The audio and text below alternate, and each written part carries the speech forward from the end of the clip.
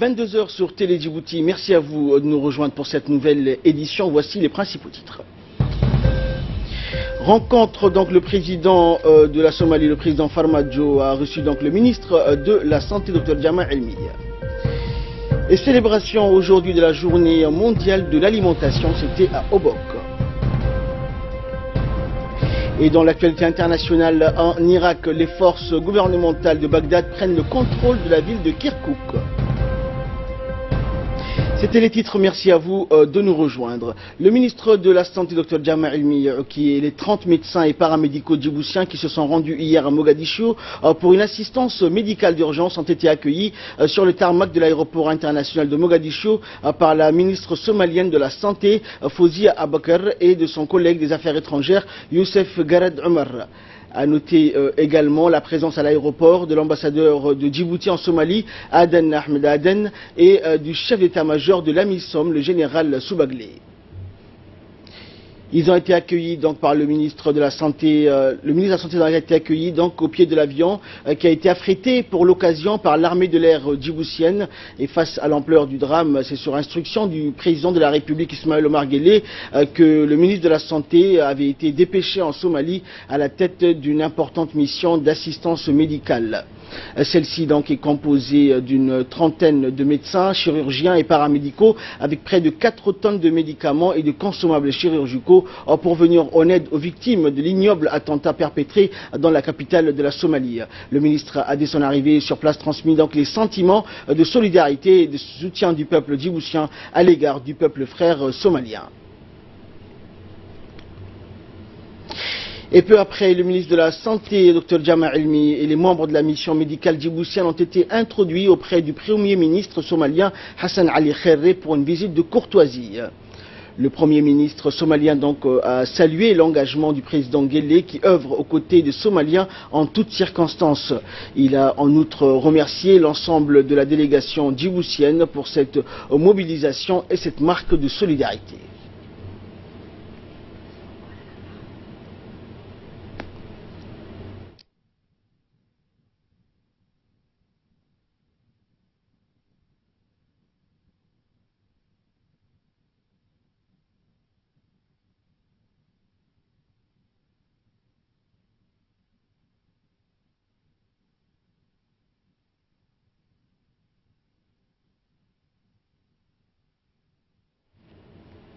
Et après la visite de courtoisie chez le Premier ministre somalien, le ministre de la Santé, Dr Jama Elmi, a été reçu par le président de la République fédérale de la Somalie, Mohamed Abdullahi Mohamed Farmajo, qui a réservé donc un accueil particulièrement chaleureux à la délégation djiboutienne.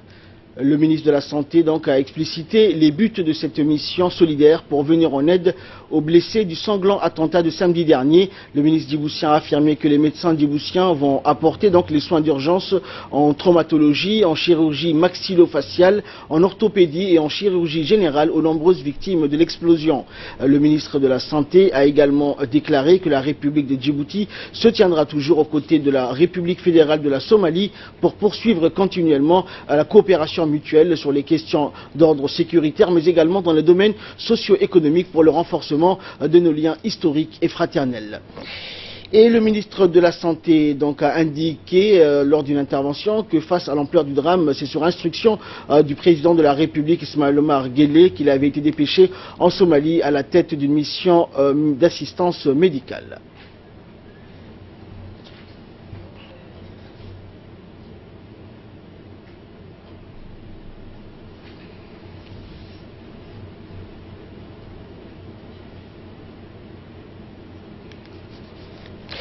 Et pour sa part, le président somalien Farmajo a vivement remercié son ami et frère Ismaël Omar Guelleh pour toute son attention et le soutien sans faille qu'il apporte pour la reconstruction de la Somalie.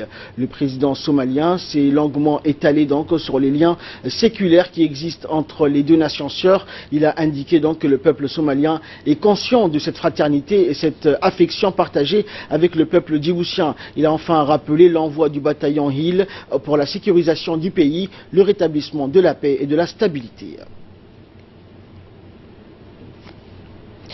Et le second vol à destination de Mogadiscio affrété essentiellement des médicaments et des équipements hospitaliers est arrivé donc cet après-midi à l'aéroport international de Mogadiscio. Le premier avion donc en partance pour la Somalie était mené par le ministre de la Santé avec 4 tonnes de médicaments et d'équipements hospitaliers. À Mogadiscio donc les blessés sont pris en charge par une équipe médicale qui avait accompagné donc le ministre de la Santé hier. La deuxième partie de l'aide médicale mobilisée est constituée de nombreux médicaments pour les blessés de l'attentat de Mogadiscio. L'attentat odieux survenu donc samedi dernier dans la capitale somalienne qui a fait plus de 300 victimes et des centaines de blessés. L'heure est à l'assistance et dans ce sens, la République de Djibouti est la première nation africaine à avoir apporté un secours médical immédiat sur instruction du président de la République. Cette mission médicale est conduite donc et coordonnée par le ministre de la Santé qui ne ménage aucun effort afin d'apporter une assistance à nos frères et sœurs somaliens victimes de ce tragique attentat.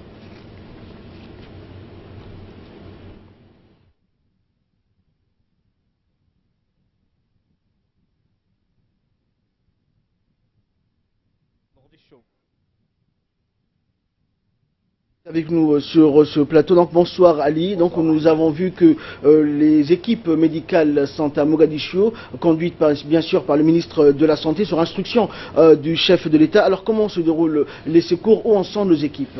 Eh bien à Mogadiscio, on le sait, beaucoup de gens vivent encore le traumatisme de l'attentat meurtrier qui a frappé le samedi dernier dont on ignore jusqu'à l'heure qui sont les commanditaires. S'agit-il d'un attentat d'Al-Shabaab ou non? Eh bien, s'il est survenu dans un quartier commerçant très animé, les premiers éléments d'enquête laissent penser que la cible pourrait ne pas avoir été à l'origine donc la population civile. L'explosion d'une voiture piégée 2 heures après la première faisant de mort fait penser qu'il pourrait s'agir d'une opération typique des Shabaab qui aurait pris donc un tour non prévu. Vous l'avez dit, une mission médicale dépêchée par le ministre de la Santé sur instruction du chef de l'État a donc atterri hier à l'aéroport international de Aden Adé. Eh bien, selon les analystes, on le sait et les experts, au début, les Shabaab faisaient des attentats contre tous ceux qui interagissaient avec les gouvernements et ses soutiens. Après 2012, ils se sont concentrés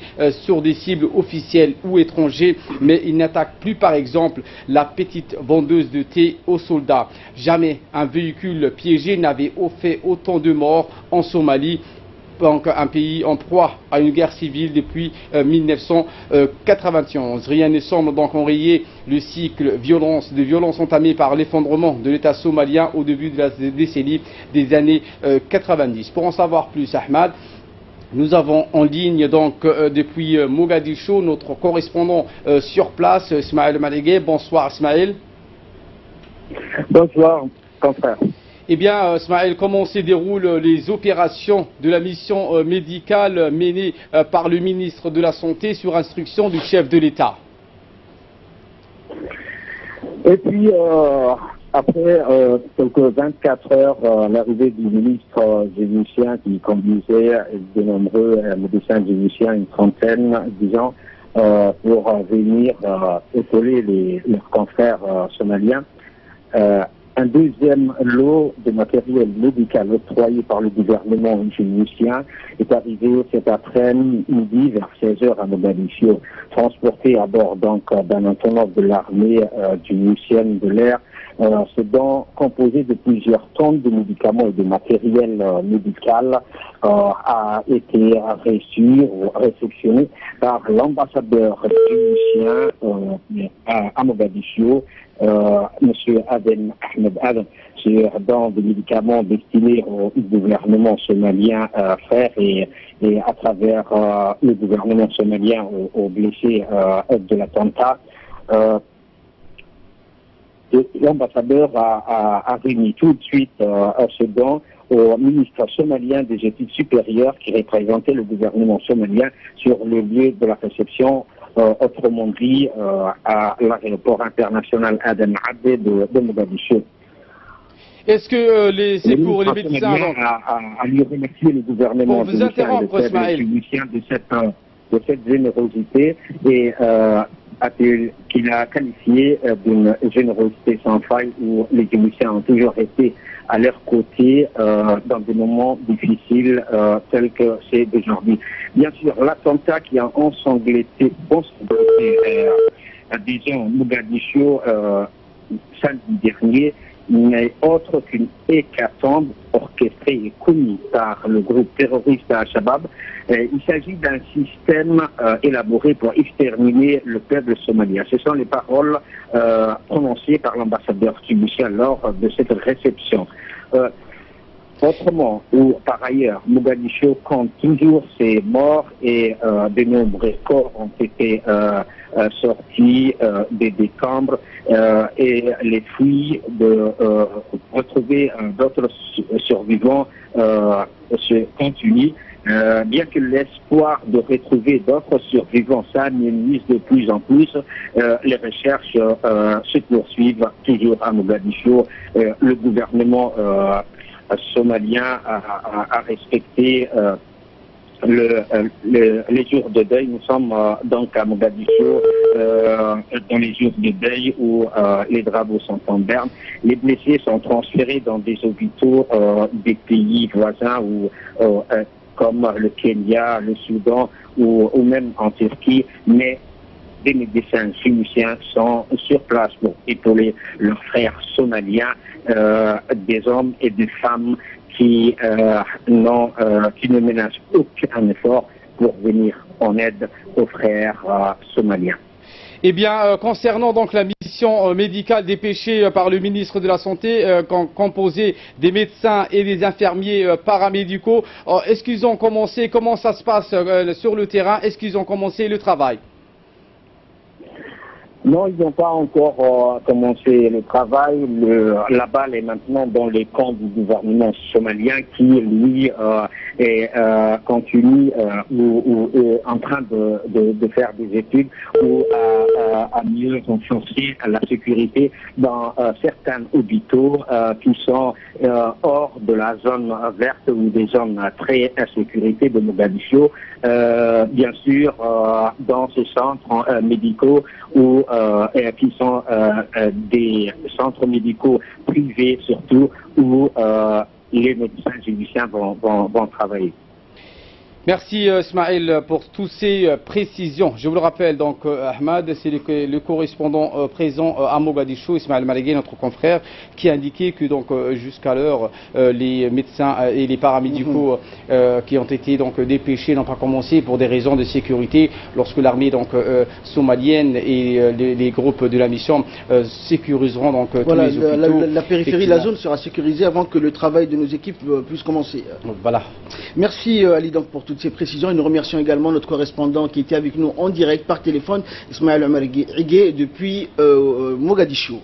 Dans le reste de l'actualité, le ministre des Affaires étrangères et de la coopération internationale, porte-parole du gouvernement, Mahmoud Ali Youssouf, se trouve à Dushanbe, la capitale du Tadjikistan, où s'est ouvert hier le Forum Arabe-Asie de coopération. Mahmoud Ali Youssouf co-préside avec son homologue tadjik, Siraj Eldin Aslov, ce deuxième forum économique et de coopération arabe avec les pays d'Asie centrale et l'Azerbaïdjan. Ce forum a pour thème investir pour parvenir à une croissance et à la prospérité. La cérémonie d'ouverture a eu lieu donc sous le patronage du président de la République du Tadjikistan, Iman Ali Rahman. Le chef de la diplomatie djiboutienne a souligné que la tenue de ce forum constitue un pas important vers la construction d'un avenir fondé sur la croissance et la prospérité, ainsi que la mise en place d'un partenariat efficace et mutuellement bénéfique entre les États arabes, les pays d'Asie centrale et l'Azerbaïdjan. Le ministre a mis l'accent sur la nécessité d'adopter des mécanismes opérationnels afin d'atteindre les buts et les objectifs souhaités. Et en marge du forum, le ministre djiboutien a rencontré le président tadjik. Lors de cette rencontre, les deux hommes ont soulevé donc les questions d'intérêt commun, y compris les relations bilatérales et derniers développements dans le monde arabe. Dans le reste de l'actualité, le 16 octobre de chaque année marque la célébration de la Journée internationale de l'alimentation. La célébration de l'événement est confiée au département de l'agriculture. Celle-ci a eu lieu ce matin à Obok et a bénéficié de l'appui du Programme alimentaire mondial, de la FAO et de l'UNICEF. Cette année, c'est la ville d'Obok qui a abrité la cérémonie marquant la célébration de la Journée internationale de l'alimentation qui fait le parallèle entre migration clandestine, exode rural et même détresse des jeunes chômeurs marginalisés dans les villes. Le thème retenu cette année par l'Organisation des Nations Unies pour l'alimentation et l'agriculture, la FAO, est changeant l'avenir des migrants, investissant dans la sécurité alimentaire et le développement durable. Et c'est sous la houlette du ministre de l'Agriculture, Mohamed Ahmed Awale, que s'est déroulée la cérémonie de célébration de la journée au complexe Ar-Rahma de la ville d'Obok. Nous sommes l'eau d'impact au milieu rural et un phénomène migratoire sans précédent. La situation au milieu rural demeure précaire et c'est malgré d'énormes efforts qui sont entrepris par le gouvernement et les partenaires au développement sous l'impulsion et le leadership du président de la République, chef du gouvernement, son Excellence M. Ismaël Omar Guelleh.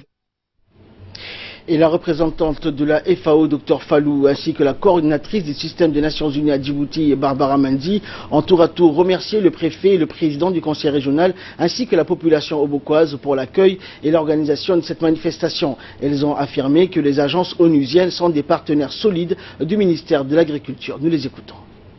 Cette année, comme vous le savez, le thème choisi par la FAO, particulièrement dans le contexte djiboutien, et notamment ici à Obok, c'est changeons l'avenir des migrations, investissons dans la sécurité alimentaire et le développement rural.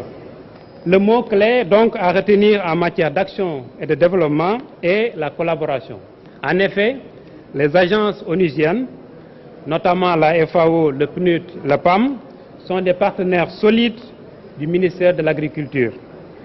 D'ailleurs, à l'équation de cette journée, une opération de plantation symbolique d'arbres dans l'enceinte du centre de Markazi sera organisée par la direction de l'agriculture et des forêts. Nous aurons également la chance de participer à une pose de première pierre de la construction de la nouvelle pêcherie d'Obok. Pour célébrer cette journée très importante qui marque l'importance du droit à la nutrition pour tout le monde, et aujourd'hui en particulier pour les migrants de l'Éthiopie, de la Somalie, des gens qui aussi fuient de la guerre au Yémen, ces frères et sœurs qui n'ont pas la même chance que nous. Donc tous les collègues qui sont là vraiment pour travailler ensemble et travailler sous l'égide et la leadership du gouvernement pour mieux faire. Et de son côté, le ministre de l'Agriculture, Mohamed Ahmed, a félicité en premier lieu le comité d'organisation de la Journée mondiale de l'alimentation à Obok. Il a indiqué en outre que la pêcherie d'Obok sera compétitive et durable. On l'écoute. Il m'est agréable de saluer les personnes invitées qui ont voulu faire le déplacement depuis Djibouti ce matin, et je voudrais également féliciter les organisateurs de cette journée qui ont déployé tous les efforts nécessaires pour que cette journée soit agréable et soit une journée de joie. Le thème choisi aujourd'hui, investissant dans la sécurité alimentaire et le développement rural, en changeant l'avenir des migrants. L'avenir des migrants. Lorsque j'ai vu ce thème choisi par la FAO, il m'est apparu comme une quadrature du cercle très difficile de lier l'agriculture, l'eau, l'élevage avec les migrants. C'est une région de pêche et c'est, malgré que ça soit un peu tard, c'est toujours utile. C'est un honneur pour moi aujourd'hui de participer à la pose de la première pierre de la grande pêcherie d'Obok. Une pêcherie d'Obok compétitive et durable. Je dis bien compétitive et durable.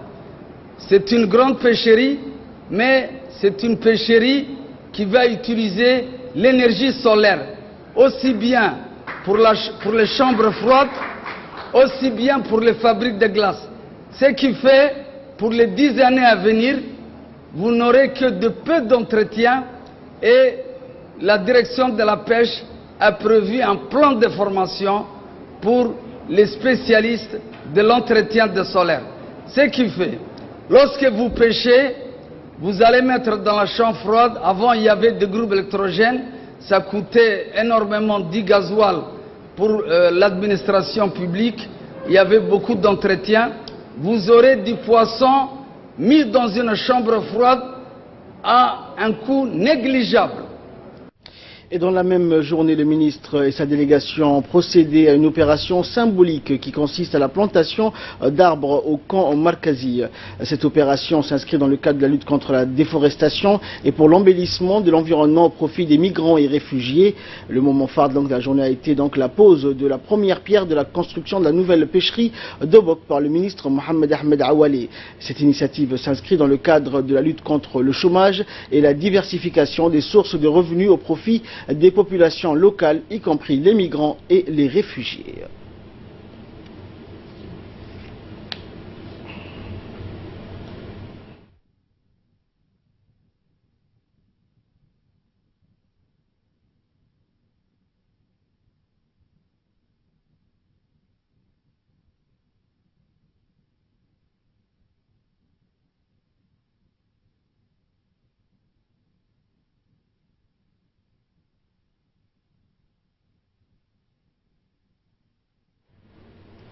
Le ministre donc a procédé à la pose de la première pierre, entouré donc des autorités de la région d'Obok, notamment du préfet, du président du conseil régional, des responsables coutumiers, des élus de la région. Et la pose de la première pierre donc va lancer les travaux de construction de la future pêcherie de la région d'Obok.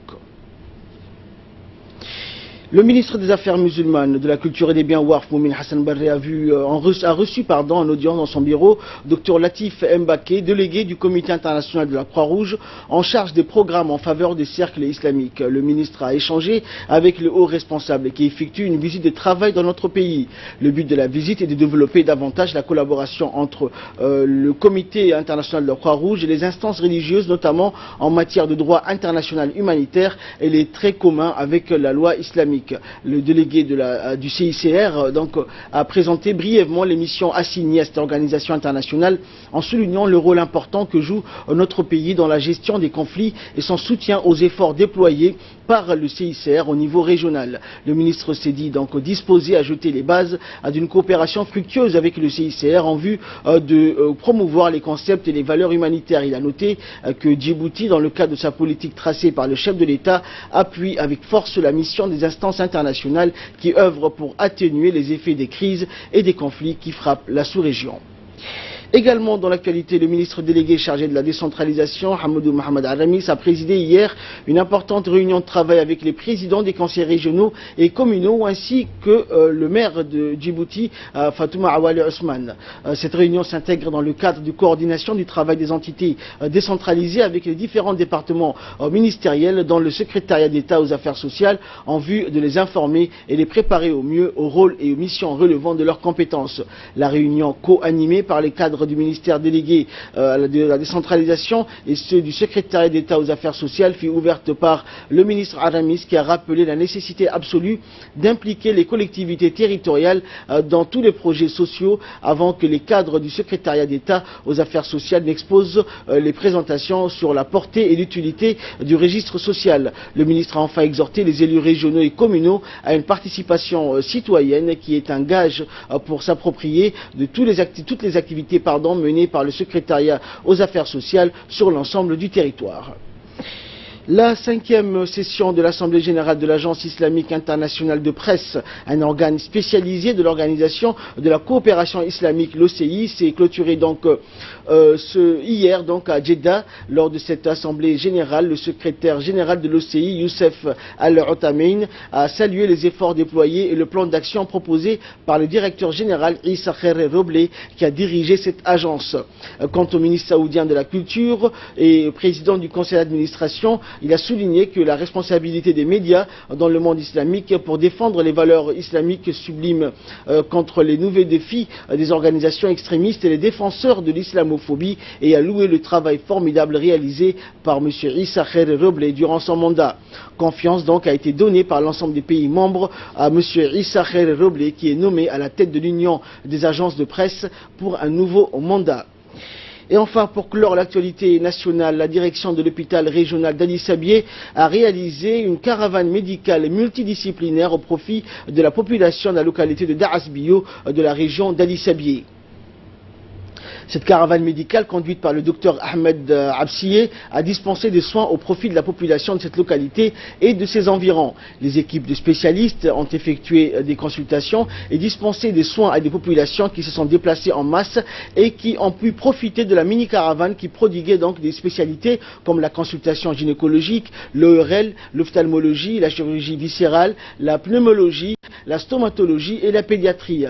Ainsi, durant la caravane, des femmes ont eu des moustiquaires donc imprégnés et beaucoup d'enfants ont été vaccinés. Des consultations de nutrition ont été réalisées également. Le ministère de la Santé, avec ses actions de délocalisation à travers cette stratégie, compte rapprocher les soins de la population des régions en déplaçant les médecins et les paramédicaux. Et de là, nous passons en nouvelles du monde avec Asma Aboubakar. Bonsoir Asma. Bonsoir. Donc les forces irakiennes, Asma, ont pris le contrôle total du siège du gouvernorat de Kirkouk selon les dernières informations. Oui, effectivement, les forces irakiennes ont largement repris le contrôle de la province de Kirkouk sans combattre, ou presque face à des Peshmerga, victimes des divisions entre les deux grands partis kurdes, mais l'inquiétude est de mise à Washington qui a appelé au calme. Avec en prime une base et un aéroport militaire, les forces de Bagdad avaient atteint hier soir presque tous leurs objectifs affichés dans cette province disputée avec le Kurdistan irakien autonome du président Massoud Barzani, dont les portraits ont été aussitôt retirés à Kirkouk. Alors Asma, quelle a été la réaction de Washington qui mène, rappelons-le, une lutte sans merci contre l'organisation État islamique aux côtés des forces irakiennes?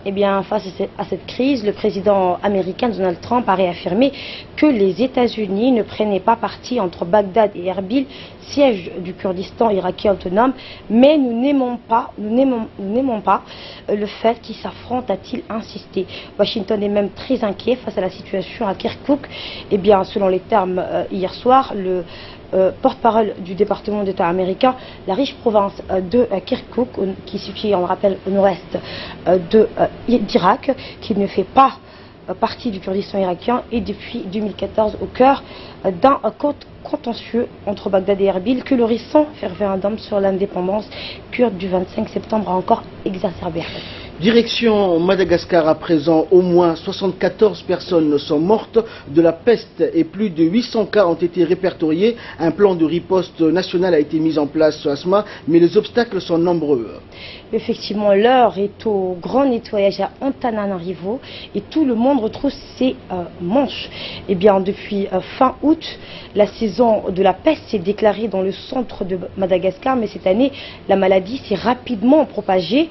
Mais cette année, selon le dernier bilan publié aujourd'hui par le ministère de la Santé, 805 cas et 74 décès ont déjà été répertoriés sur l'ensemble de la grande île, dont au moins 276 cas et 25 morts à Antananarivo. Alors récemment, quelles sont les causes de la réapparition de la peste à Madagascar? Dans la ville, les pompiers sont mobilisés sur les marchés afin d'y éliminer les rats, dont les puces sont porteuses de la peste, mais dans l'une des capitales les plus pauvres du monde, l'hygiène se heurte à la pauvreté. Et Israël a donné son accord aujourd'hui à la construction de 1292 logements de colonisation en Cisjordanie occupée. La veille, 31 logements pour colons juifs ont été approuvés à Hébron. Oui, Israël a donné son feu vert aujourd'hui à la construction de 1292 logements de colonisation en Cisjordanie occupée. Et bien l'autorité israélienne faisant office de gouvernement en Cisjordanie, territoire occupé depuis 50 ans par l'armée israélienne, a donné son approbation à ces plans à différents stades de l'instruction des dossiers. La même autorité appelée administration civile doit se pencher à nouveau sur d'autres dossiers demain. En tout, c'est l'examen des dossiers de plus de 2000 habitations qui étaient prévues aujourd'hui donc et demain. Mais toutes ces constructions au regard de la Constitution sont-elles légales, Asma? Oui, effectivement, les projets de colonie franchissent une succession d'étapes procédurales avant une approbation finale et la mise en chantier de la colonisation, c'est-à-dire la construction d'implantations civiles dans le territoire occupé, est illégale au regard du droit international. Elle est considérée par une grande partie de la communauté internationale comme faisant obstacle à la paix qui se fait attendre depuis des décennies entre Israéliens et Palestiniens.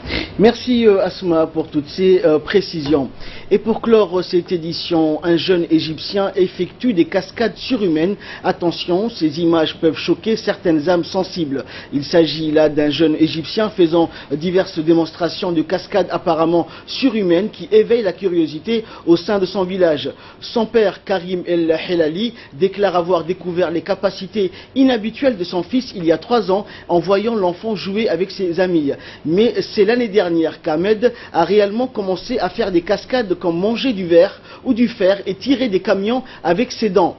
Karim a déclaré donc qu'il n'avait pas formé son fils et attribué les compétences extraordinaires de son fils Ahmed à sa lignée qui, selon lui, remonte au héros arabe Abu Zayd el-Helali du XIe siècle. Ahmed aimerait aller au-delà de son petit village pour participer à des compétitions internationales de force et peut-être même battre le record du monde du fameux Guinness Book des records. Et c'est ainsi que prend fin cette édition. Merci à vous de nous avoir suivis. Excellente soirée.